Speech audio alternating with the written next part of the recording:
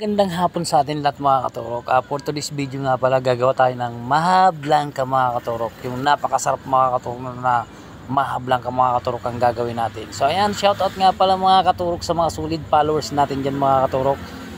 Kung gusto nyo mga katurok matuto, sundan nyo lang mga katurok tong video na to kung paano ko ginawa. At saka mga katurok, kung nanonood ka pa mga katurok sa panahon ngayon, nasa video ko pa rin, baka pwede na mga katurok pa-like and share naman po.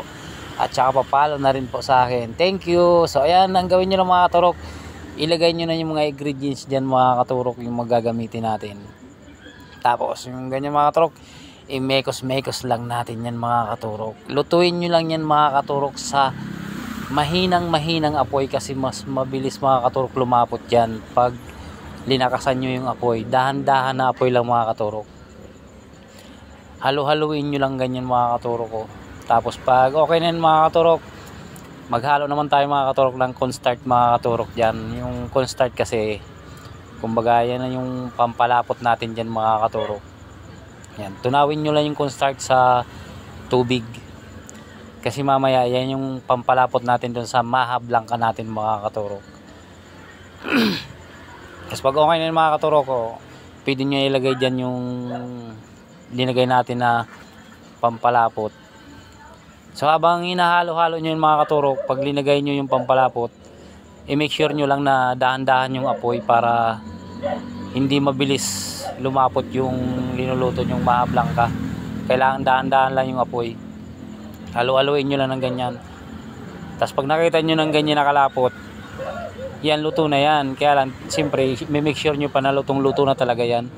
Ang gawin nyo dyan, maglagay kayo ng tubig sa tasa o kahit saang lagayan. Tingnan nyo kung kuha kayo ng konti, tapos ilagay nyo. Pag hindi na yan umiwalay, ibig sabihin luto na yan. Pag ganyan no, na hindi na siya umiwalay sa tubig, ibig sabihin luto na yan. So ayan, pang negosyo din, pwede pang negosyo mga katurok.